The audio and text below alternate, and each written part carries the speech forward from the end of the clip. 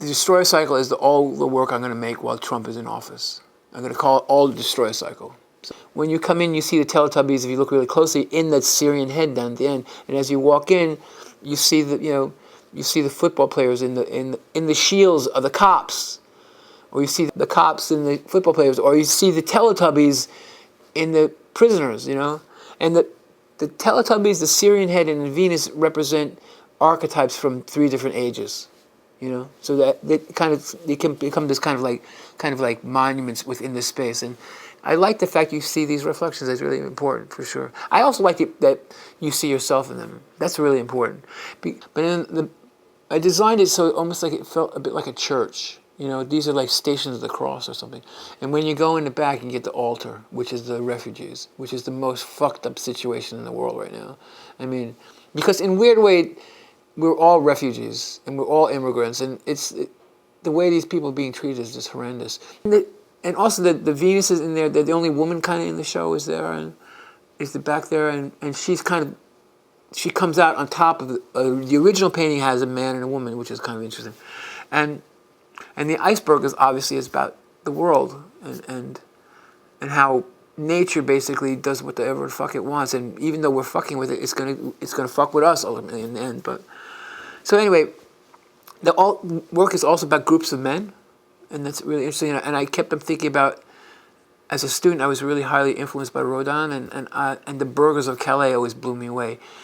So in a weird way, there's these groups of men, which is very much like the burghers, which I call. Even the Teletubbies are groups of guys. So I don't know what they're guys. I don't know what the sex are of the Teletubbies. I mean, also, I saw Teletubbies when I was a parent, and I couldn't let my children watch this shit. It was too fucking weird. It was too weird.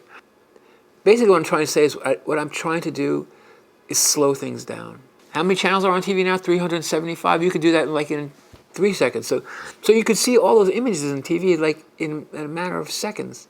So what happens when you slow them down?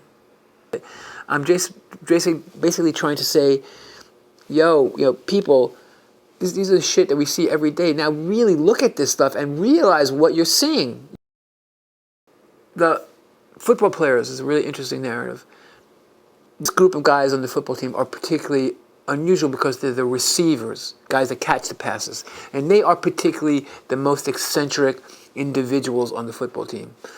They organized to come out during the introduction with their hands up, which was this protest against when this guy, Michael Brown, was shot in Ferguson.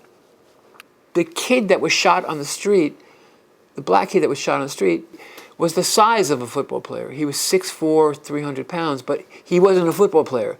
So if you're not a football player and black in the United States, you get shot on the street. It's this really fucked up equation. Last night I saw a lecture by Kiefer, and a while ago, he reminded me again, I remember talking to him and how he grew up in the ruins and how his work looks like the ruins, right? I grew up in post-world, I was born in 1953, and I grew up with television. And everything that I saw that influenced my life was behind a glass screen. It was black and white.